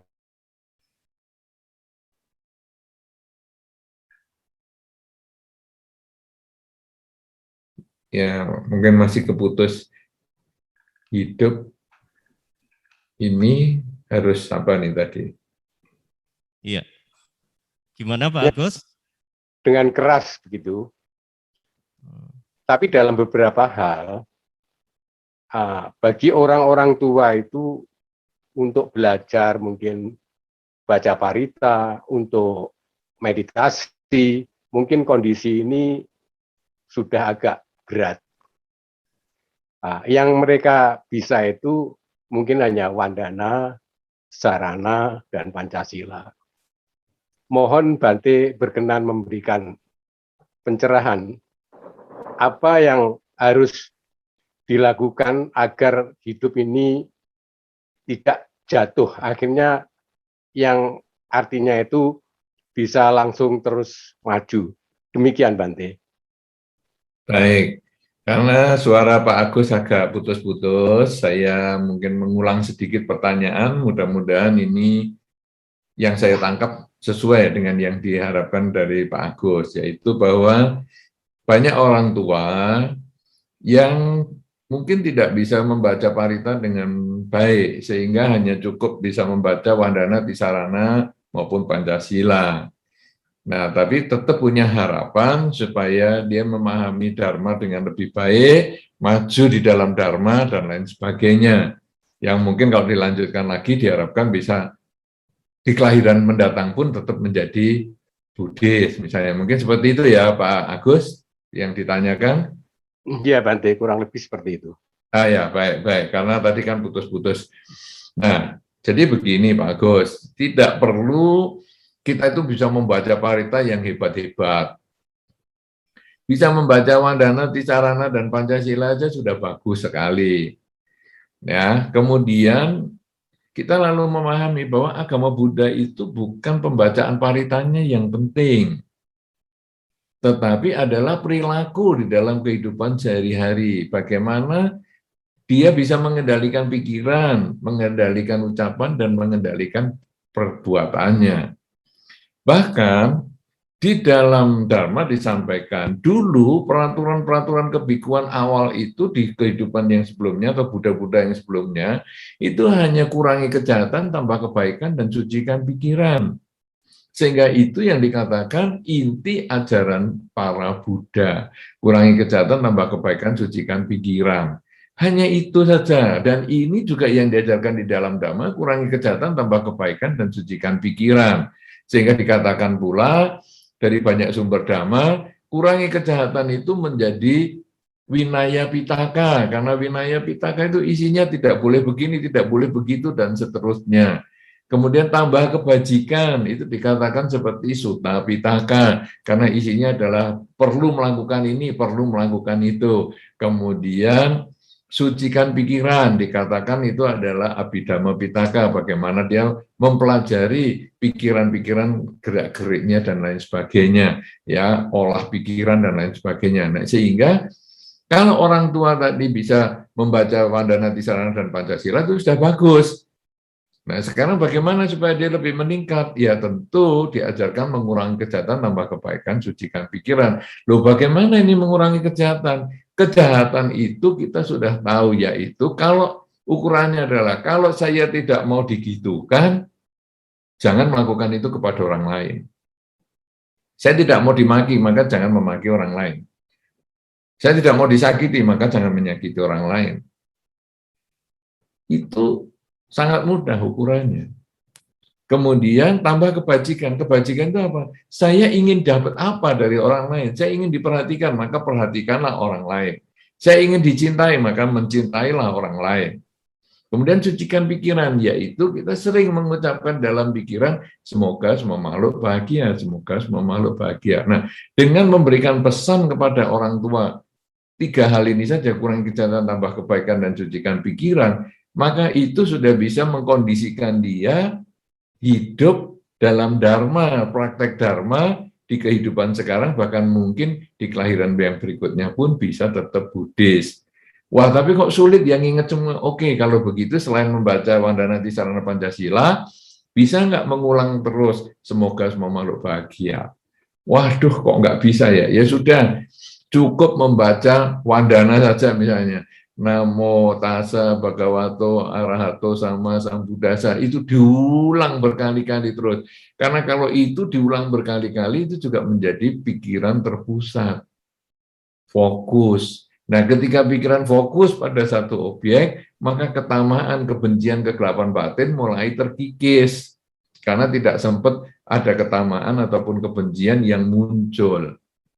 Jadi, dengan mengucap yang dia bisa saja, Wandana tadi, Namo Tassa, dan seterusnya itu pun juga sudah cukup bagus. Jadi kita jangan tuntut dia untuk membaca buku Parita, satu buku tebal, yang dia mampu saja, yang dia bisa ulang terus-menerus. Jadi misalnya orang tua ini sudah sakit, kemudian di rumah sakit, ataupun di rumah berbaring, kemudian kita bimbing dia dengan sering mengucap Namo tassa bhagavato arahato sama sambuddhassa, atau kita download dari internet, itu ada lagu yang isinya cuma Namo tassa bhagavato arahato sama sambuddhassa, diulang terus. Nah, itu disetel di samping telinganya orang yang sudah tua tadi, sehingga dia sepanjang dia berbaring, dia mendengar kalimat itu dan dia bisa mengikut Namo tassa bhagavato arahato sama sambuddhassa, dan seterusnya, sampai satu ketika kalau dia memang kebetulan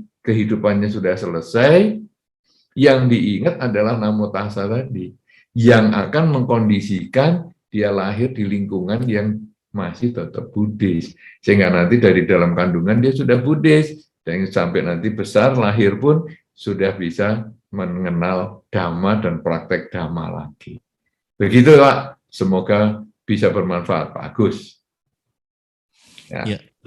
Terima Baik, kasih. silakan saya kembalikan pembawa acara. Ya, ini kita menuju ke YouTube dulu Bante. Di sini saya kasih kesempatan kepada Bapak atau Mas, saya juga kurang tahu, Koko kali ya. Koko Henry Chen dari Surabaya. Pertanyaannya, jika meditasi bertujuan untuk mencapai pencerahan, apakah ada tip dan trik meditasi atau langkah-langkah untuk lebih cepat mencapai pencerahan? Demikian Bante. Ya, pencerahan itu kan artinya terbebas dari ketamaan, kebencian, dan kegelapan batin, sehingga dia terbebas dari kelahiran kembali. Kenapa bisa ada ketamaan? Kenapa ada kebencian? Karena kegelapan batin. Batin tidak menyadari hidup yang selalu berubah. Sehingga ketika berpisah dengan yang dicinta, rasanya sakit, itulah ketamaan. Ketika bertemu dengan yang dibenci, rasanya juga menderita, itulah ketamaan. Tamak dengan kecintaan sehingga tidak mau berpisah, tamak dengan kenyamanan sehingga tidak mau bertemu dengan yang dibenci. Tamak ini arti timbul karena kita kegelapan batin ini timbul karena kita tidak menyadari hidup yang selalu berubah. Bahwa kita punya masa lalu, masa sekarang, dan masa depan.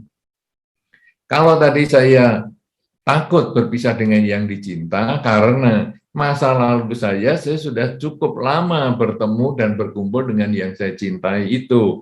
Dan saya masih kepingin terus, padahal kenyataan sekarang harus berpisah.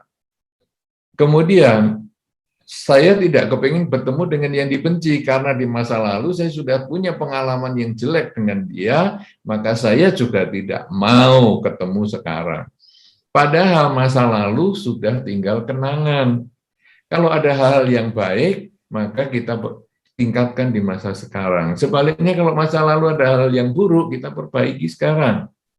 Masa depan masih harapan, masih khayalan, masih impian, belum kenyataan.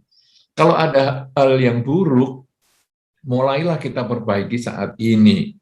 Kalau ada hal-hal yang baik, mulailah kita kerjakan saat ini. Jadi, yang nyata adalah saat ini. Masa lalu hanya jadi pelajaran, tapi sudah lewat. Kita perbaiki di masa sekarang. Masa depan masih keinginan, masih khayalan, masih harapan. Yang kita harus kerjakan adalah saat ini. Nah, orang bermeditasi itu sebetulnya bertujuan untuk menyadari hidup adalah saat ini, membiasakan pikiran hidup pada saat ini. Sehingga dimulai dengan mengamati saat ini saya sedang apa, sedang memperhatikan nafas, nafas masuk, nafas keluar. Lalu pikiran memikirkan masa lalu, mikirkan masa depan, kita kembalikan lagi nafas masuk, nafas keluar, karena saat ini inilah yang saya perhatikan. Masuk, keluar. Mikir lagi masa lalu, masa depan, kembalikan lagi, masuk, keluar, dan seterusnya. Nah, ketika dia sudah selalu terbiasa dengan hanya fokus pada objek, yang disebut memiliki kemampuan dalam meditasi, kemampuan meditasi adalah cepat memegang objek, dan tahan, mempertahankan objek itu untuk waktu yang lama, misalnya 30 menit bermeditasi, dalam 5 menit pertama dia sudah bisa pegang objek, dan itu bisa bertahan sampai 30 menit, maka dia berarti sudah punya kemampuan bermeditasi. Nah, setelah itu digunakan kemampuan fokus ini di kehidupan sehari-hari. Ketika dia bekerja, ketika dia berbicara, ketika dia berpikir, itu selalu dengan kesadaran, saat ini sedang apa? Saat ini saya sedang bekerja, saat ini saya sedang melihat, saat ini saya sedang membaca, saat ini saya sedang menelepon, saat ini saya sedang berpikir, dan lain sebagainya. Ketika kesadaran kita menjadi maksimal, saat ini sedang apa, ini maksimal dengan apa yang dilakukan, diucapkan, dan dipikirkan, maka ketamaan, kebencian, kegelapan batin mulai berkurang. Semakin tinggi kesadaran kita pada saat ini, semakin rendah tekanan, ketamaan, kebencian, dan kegelapan batin. Sehingga ketika kesadaran kita menjadi maksimal, selalu sadar setiap saat, maka ketamaan, kebencian, kegelapan batin kita menjadi lenyap. Dan itulah tercapai pencerahan, tercapailah kesucian, dan tidak terlahirkan kembali, sebagaimana yang ditanyakan. Jadi kalau tadi, bagaimana ya supaya cepat kita selalu sadar, ataupun bagaimana kita cepat mengurangi ketamaan, kebencian, kegelapan batin, atau bagaimana cepat kita menyelesaikan kehidupan ini, ya selalu sadar saat ini sedang apa, dengan menulis di tempat-tempat yang kita biasa berada, misalnya di meja kerja kita, di HP kita, di tembok dekat kita kerja, dengan kata-kata saat ini saya sedang apa. Sehingga selalu sadar, saat ini saya sedang apa ya? Oh, sedang bekerja. Saat ini saya sedang apa ya? Sedang berbicara. Saat ini saya sedang apa ya? Selalu sadar setiap saat. Itulah jalan yang paling cepat untuk kita mencapai pencerahan. Begitu. Semoga bermanfaat untuk semua saja, karena ini betul-betul menjadi tujuan akhir dari seorang umat Buddha, yaitu selalu sadar setiap saat, pada saat bergerak, berbicara, maupun berpikir. Saya kembalikan kepada pembawa acara. Terima kasih, silakan. Terima kasih, dan di sini sudah menunggu dari tadi ada Ibu Sri Wardana. Silahkan untuk Ibu Sri Wardana. Selamat malam Bante, terima kasih. Sebutkan dari mana Ibu? Iya, saya Sri dari Balikpapan, tapi aslinya Blitar. Oh. Mungkin saya sama Bante mau curhat sedikit masalah waktu itu. Saya dan makan Bante di Balikpapan di Mahawihara Buddha Manggala. Waktu itu sempat ngobrol-ngobrol ya Bante. Dan kebetulan Bante kenal sama Wisnu, suami saya, dan ngobrol-ngobrol, dan waktu itu Bante nanya apakah saya waktu itu datang di pernikahan sama Om Yanceng gitu. Terus saya lupa iyain aja gitu lah Bante. Dan ternyata setelah saya lihat ke belakang, ternyata antriannya sudah panjang banget, dan saya buru-buru pamit. Sebenarnya yang datang waktu pernikahan saya itu hanya Om Yanceng. Jadi waktu itu saya nikahnya di Ngandat Bante. Jadi sampai sekarang tuh bener kepikiran kenapa saya iyain aja gitu loh. Sedangkan yang ngantri di belakang itu sudah banyak sekali dan saya tidak enak gitu. Maaf Bante, waktu itu saya iyain aja Bante. Dan untuk yang akan saya tanyakan, mungkin ini ada kaitannya dengan pertanyaan Ibu Vivi dan Ibu Lulu ya Bante. Pertanyaan saya, setiap tahun kan kebetulan saya ikut Patidana baik di Balikpapan ataupun di Blitar. Dan sebelum atau sesudah Patidana itu, selalu saya itu didatangin mimpi gitu loh Bante. Kebetulan pernah juga bapak saya beberapa kali gitu datang sebelum Patidana, sebelum di Balikpapan dan setelah di Balikpapan dan sebelum di Blitar. Dan waktu itu kondisinya sih kehidupannya sudah berkecukupan Bante, cuman agak murung gitu. Setelah ketemu dengan saya ternyata bahagia sekali dan ngajak ngobrol, tapi yang ngobrol itu hanya saya, karena saya tidak sadar waktu itu hanya mimpi dan kayaknya nyambung aja gitu loh, happy aja gitu Bante. Dan setelah Patidana kemarin juga saya didatengin sama nenek saya. Kebetulan sudah lama sekali saya tidak, maksudnya sudah meninggal itu sudah puluhan tahun, tapi tiba-tiba datang dan saya juga ngelihat kalau di alamnya nenek saya berada sekarang itu kehidupannya berkecukupan dan makmur. Cuma ya itu Bante, agak murung setelah saya datang jadi happy gitu. Yang ingin saya tanyakan di sini Bante, untuk arti sebuah mimpi itu sendiri itu apa sebenarnya Bante? Kenapa hanya saya dari semua keluarga saya tanyain itu tidak pernah dimimpikan gitu Bante? Dan sebenarnya di mimpi itu sebenarnya simple. Setelah saya datang kenapa jadi happy gitu? Itu saja Bante. Terima kasih banyak. Namo Buddhaya. Baik, terima kasih Ibu Sri. Ya, tidak masalah kalau kapan itu lupa saya datang atau tidak, tapi dijawab iya, ya itu tidak masalah Ibu ya, karena Ibu juga bukan niatnya mau membohongi atau apa, jadi tidak ngapa-ngapa. Saya juga memaklumi, karena seingat saya dulu saya pernah ke rumahnya waktu di itu ada pohon-pohon bunga dan lain sebagainya, itu waktu Ibu Iya, masih Bante. di Blitar. Iya, Ya, betul. jadi saya merasa, wah, apa waktu pernikahan saya datang apa enggak, saya lupa juga. Jadi Hanya tidak Om apa-apa janji, Ibu. Bante. Ya, jangan terlalu dipikirin. Nanti salam buat Pak Wisnu juga dan keluarga semua ya. Iya, terima Nah, kasih. sekarang tentang pertanyaannya adalah bahwa mimpi itu bagaimana ya? Mimpi itu di dalam Dharma ada beberapa hal yang membuat seseorang itu mimpi. Yang pertama adalah pikiran terbawa pembahasan ataupun kegiatan pada waktu sebelum tidur. Jadi misalnya kita ngomong-ngomong tentang hantu misalnya ya, kalau kita baru ngobrol tentang hantu atau kita nonton televisi tentang hantu misalnya, nanti malamnya bisa ngimpi tentang hantu. Nah, itu jadi sebetulnya adalah pikiran yang masih melekat dengan kegiatan sebelum tidur tadi. Itu mimpi jenis yang pertama. Mimpi jenis yang kedua adalah keinginan yang tidak menjadi kenyataan. Jadi misalnya kita kepengen ketemu dengan bapak, kita kepengen ketemu dengan ibu, kita kepengen ketemu dengan nenek, tapi mereka sudah meninggal semua. Sehingga nanti ketika kita tidur, kita bisa mimpi ketemu dengan mereka. Ya. Kemudian yang ketiga adalah anggota tubuh kita yang terganggu.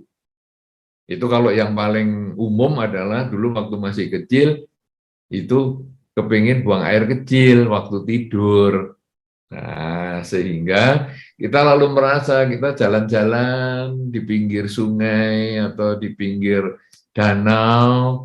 Waduh, kok sejuk sekali ya. Bagaimana ini? Saya rasanya kok pengen buang air kecil nih. Ya sudahlah, kayaknya ini ada tempat yang aman ini untuk buang air kecil. Dan kemudian kita lepaskan air kecil itu.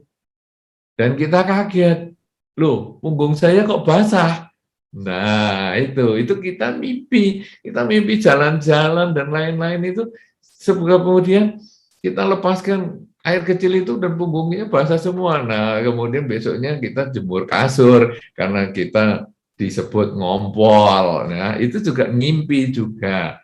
Nah kemudian yang keempat, ini yang dikatakan mimpi putra dewa, dewa puta namanya. Jadi mimpi yang memang ada makna.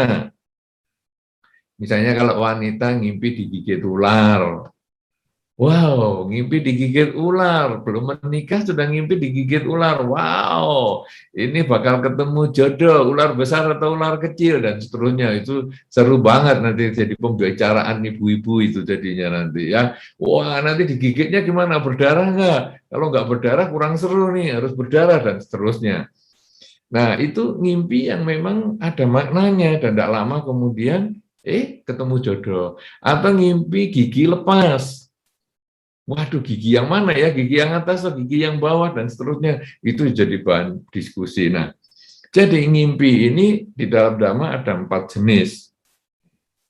Dari sini kita terlihat bahwa dari mimpi kita ini sebetulnya yang bermakna hanya 25%. Seperempatnya. 75% sebetulnya itu tidak bermakna. Apakah karena terikat dengan omongan sebelum tidur? Apakah karena kita ada keinginan yang belum tercapai? Apakah karena anggota tubuh yang kurang nyaman? Itu tidak ada artinya semua. Tapi kiriman dewa ini, dewa puta ini, memang ini punya makna. Nah, kemudian sekarang berhubungan dengan pelimpahan jasa tadi. Bagaimana ya, saya kok ngimpi bapak saya, atau saya ngimpi dengan nenek saya? Anda sudah benar dengan melakukan pelimpahan jasa itu sudah tepat. Nah, kemudian mereka datang misalnya. Mereka tersenyum, mereka bisa ngobrol dan mereka bahagia, itu sudah bagus. kadang-kadang kalau ngimpi yang jenis keempat ini, dari bentuk mereka, wajah mereka, kemudian pakaian mereka, suasana waktu mimpi. Kalau suasananya bahagia, wajahnya juga termasuk bahagia, bajunya, pakaiannya juga bagus, maka dia sebetulnya lebih cenderung terlahir di alam yang cukup. Tapi kalau kemudian badannya kelihatan kurus, bajunya compang-camping, mukanya kelihatan sedih, biasanya itu kemudian kita lakukan pelimpahan jasa untuk mendiang supaya dia di alam kelahiran yang sekarang merasa bahagia. Walaupun tidak harus ikut wihara, karena mungkin itu di luar acara-acara wihara, kok saya ngimpi ya, bapak saya pakaiannya kok kumuh, kemudian mukanya kok sedih, oke lah, besok saya mau berdana kain misalnya, atau besok saya mau berdana jubah kepada para biku misalnya, atau besok saya mau berdana baju kepada karyawan wihara misalnya, atau besok saya mau berdana pakaian untuk anak-anak yatim misalnya dan sebagainya, itu bisa atas nama bapak saya, itu bisa dilakukan seperti itu. Dan kalau memang benar ini menjadi ngimpi Dewa Putra atau yang kiriman Dewa Putra Dewa tadi,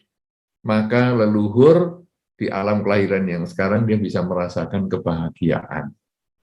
Ya, jadi kalau tidak ada sesuatu, misalnya mukanya bagus, kemudian pakaiannya juga bagus, Anda cukup mengulang dalam batin, semoga mendiang bahagia, semoga semua makhluk bahagia. Seperti yang tadi, misalnya Bapak setelah ketemu kok merasa bahagia, Nenek setelah ketemu kok merasa bahagia, Anda cukup mengulang semoga mereka bahagia, semoga semua makhluk bahagia.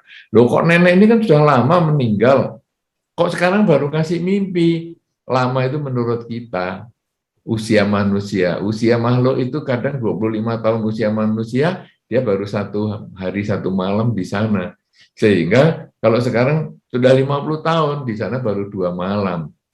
Ya, sehingga bagi mereka itu belum lama. Karena itu kita tidak bisa menjadikan usia manusia sebagai ukuran. Pokoknya kalau mereka muncul dalam mimpi atau kadang-kadang mendatangi rumah kita seperti seolah-olah tadi seperti yang Ibu Lulu mungkin menghadapi tadi misalnya, ya kita ngulang semoga mereka bahagia, semoga semua makhluk bahagia. Begitu Ibu Sri, mudah-mudahan bisa menjawab pertanyaan Ibu. Anumodana Bante, terima kasih banyak. Ya, dan bisa melegakan ganjelan yang sudah sekian tahun. Saya ke Balikpapan itu mungkin 2 tahun yang lalu atau 3 tahun yang lalu, mudah-mudahan ganjelan ini sudah bisa dilepaskan. Jangan lagi dipikiri ya. Iya. Terima kasih. Baik, terima kasih. Saya kembalikan pembawa acara, silakan. Ya, Kita masih ada berapa pertanyaan lagi, Pak? Masih ada, ini beberapa, tapi nanti kita selesaikan jam 9 tepat, Bante. Boleh. Jadi kita langsung sekarang ke sini yang di Wihara Buddha Sasana. Ternyata juga sudah ngempet dari tadi nahan ingin bertanya. Oke, silahkan. Selamat malam, Namo Buddhaya Bante. Perkenalkan Bante, nama saya Saril Effendi, asli Blitar Bante. Bante, saya mohon tanya, yaitu fenomena sekarang ini banyak dari anak-anak remaja Buddhis, khususnya yang ada di daerah Bante, itu terkesan kurang semangat, cuek, dan kurang peduli terhadap kegiatan di wihara. Akan tetapi Bante berbeda sekali dengan para sesepuh. Di sini yang dimaksud sesepuh adalah umur yang sudah 50 tahunan ke atas Bante. Itu semangatnya sangat luar biasa Bante dibanding untuk para remaja kita. Dan pertanyaannya Bante, dan ini mungkin juga masukan buat kita semua, bagaimanakah menumbuhkan rasa memiliki, rasa semangat dan rasa peduli akan kegiatan di wihara kita ini Bante. Terima kasih. Namo Buddhaya. Baik. Ya, memang sebetulnya kalau anak muda itu kan lebih cenderung ada kegiatan ya. Sehingga kalau ada kegiatan, ada kebersamaan, kemudian biasanya akan ada semangat. Cuman karena sekarang kena PPKM, jadi kegiatan di wihara yang menimbulkan kerumunan kan kita hindari. Tapi kalau kita lihat pengalaman sekolah minggu yang kemarin yang secara online kan juga luar biasa itu.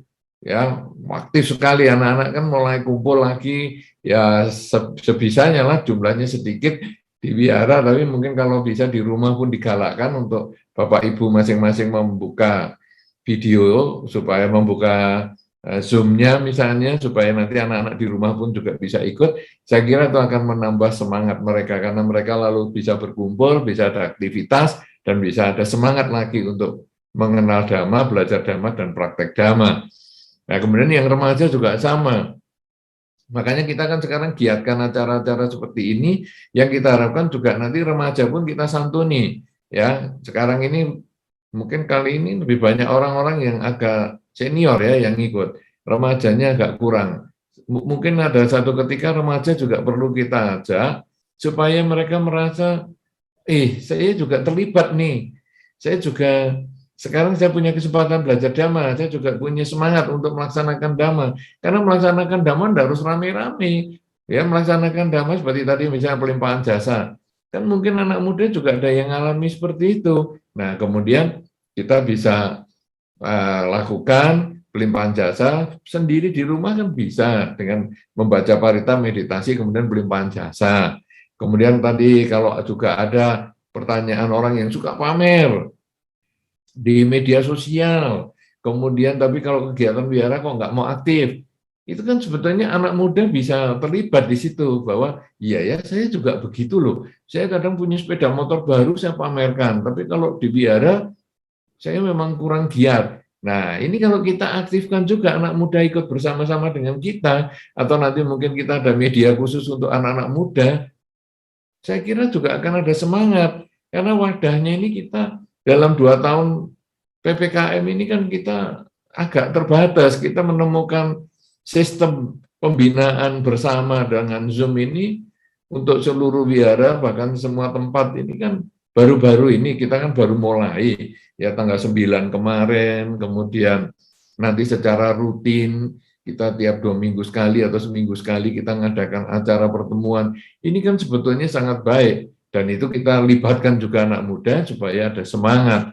Dan begitu anak muda lihat di Zoom misalnya, atau bertemu dengan media misalnya YouTube misalnya, lalu nanti dia lihat, kita ternyata anak muda ini juga bagus ya, kemudian banyak ya Mas ya. Nah, lalu mereka bisa bertukar pikiran, sharing Dharma, kemudian juga melakukan kegiatan bersama walaupun tetap dalam jaringan, lakukan kegiatan bersama, misalnya cepat tepat, nah, atau perlombaan membaca parita. Ya, karena kalau cepat tepat mungkin kena nge-lag seperti tadi yang Pak Agus itu kan agak repot nih. Dia sudah nunjuk jari, tapi kalah sama yang sinyalnya kuat. Tapi sekarang kita misalnya membaca parita bersama, misalnya. Nah, jadi anak muda, biara A, baca parita. Kemudian biara B, biara C, lalu kita nilai. Kemudian nanti lomba ceramah Dhamma. Nah, anak muda nanti biara A, ayo ceramah Dhamma, kasih waktu 5 menit ceramah. Biara B, biara C, nanti kita kan bisa lomba-lomba semacam itu, sehingga walaupun PPKM tapi tidak mengurangi semangat kita untuk mempelajari dan melaksanakan Dhamma, dan itu hanya kita ada aktivitas lagi walaupun secara dalam jaringan, dan itu akan membangkitkan semangat anak muda untuk mempelajari dan melaksanakan Dhamma, sehingga diharapkan tadi yang ditanyakan tadi bisa kita selesaikan dengan cara walaupun tetap dalam jaringan.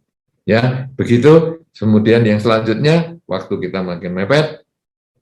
Ya, satu pertanyaan terakhir, Bante. Ini karena pertanyaan ini sangat menarik dan sangat penting, jadi harus tetap saya sampaikan, Bante.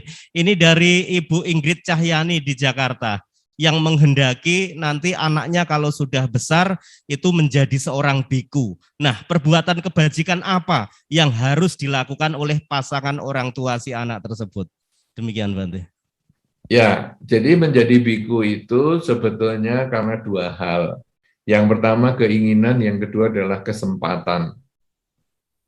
Dua-duanya harus ada, tidak bisa salah satu. Keinginan adalah milik dari si anak sendiri. Jadi kalau tadi ibu kepengen anaknya jadi biku, itu baru kesempatan orang tua yang memberikan kesempatan anaknya menjadi biku.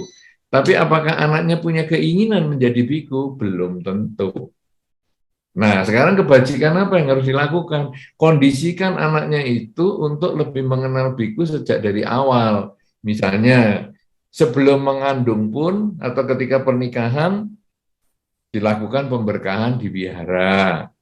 Kalau bisa ada mengundang biku atau samanera, itu nomor 1. Jadi pernikahannya sudah ada figur bikunya. Kemudian waktu hamil mungkin ada upacara, ya pemberkahan di kandungan mungkin 7 bulan dan lain sebagainya. Kalau bisa dilakukan upacara pemberkahan oleh biku. Kemudian juga sering dibacakan parita, ya sejak mengandung misalnya membaca parita, bermeditasi dan lain sebagainya. Kemudian lahir juga nanti ada pemberkahan oleh biku, dibacakan parita oleh orang tua dan lain sebagainya. Kemudian kecil sering diajak ke wihara. Kemudian nanti sudah SD atau SMP dijadikan samanera sementara, diikutkan program 2 minggu misalnya. Kemudian nanti SMA bisa menjadi samanera lagi, kemudian nanti perguruan tinggi misalnya jadi biku sementara dan lain sebagainya, sehingga hasilnya nanti mungkin akan timbul keinginan dari dirinya untuk menjadi biku, dan karena orang tua sudah memberikan kesempatan dari awal sudah diizinkan, bahkan sejak dalam kandungan sudah diizinkan jadi biku, maka karena ada keinginan dan kesempatan, dia punya kesempatan untuk menjadi biku. Tetapi apakah dia nanti didukung karma baik? Ya itu juga belum tahu. Ada keinginan menjadi biku, ada kesempatan menjadi biku. Tapi kemudian apakah karma baiknya mencukupi? Oh ternyata dia menjadi bikunya cuma 2 tahun. Ya enggak apa-apa, minimal sudah jadi biku. Tapi kalau karma baiknya mencukupi, ternyata sampai meninggal dia juga jadi biku terus. Nah berarti ada keinginan, ada kesempatan, dan kemudian didukung oleh karma baiknya. Jadi mulai sekarang Ibu, kalau Ibu belum punya anak, maka mulailah sekarang suami istri rajin membaca parita, bermeditasi, kemudian mengucapkan tekad, semoga kalau saya hamil, anak saya nanti lahir laki-laki dan bisa menjadi biku. Karena kalau lahirnya perempuan jangan dipaksa jadi biku ya Bu, karena nanti tentu tidak bisa, jadinya atas silami. Tapi kalau laki-laki dan bisa menjadi biku. Kemudian nanti sampai hamil juga tekadnya disampaikan seperti itu. Kemudian nanti upacara kehamilan dan lain sebagainya. Terus seperti yang tadi saya sampaikan, mudah-mudahan nanti anaknya yang lahir bisa menjadi biku sebagaimana yang diharapkan. Tapi kalau sekarang anaknya sudah lahir, maka kondisikan untuk sering ke wihara, sering bertemu dengan para biku. Kalau perlu hari libur tertentu dititipkan ke wihara misalnya, atau ada program wihara tentang dhamma kelas dan lain sebagainya, atau kemah dhamma dan lain sebagainya, boleh diikutkan sehingga lebih sering berkumpul dengan kehidupan di wihara, yang itu akan mengkondisikan anak nanti punya keinginan untuk menjadi biku. Saya kira demikian, mudah-mudahan harapan luhur Anda bisa menjadi kenyataan dan anak Anda bisa menjadi biku untuk waktu yang lama. Saya kira demikian. Terima kasih. Saya kembalikan pembawa acara. Ya, dan sekali lagi anumodana kepada Yang Mulia Bante Utamo Mahathera, dan terima kasih juga kepada seluruh partisipan, juga untuk yang sudah bertanya malam hari ini baik melalui Zoom ataupun melalui YouTube, dan juga yang bertanya secara langsung. Semoga pertanyaan-pertanyaan kita dan jawaban yang telah diberikan oleh Yang Mulia Bante Utamo Mahathera tadi benar-benar membawa manfaat di dalam kehidupan kita sehari-hari.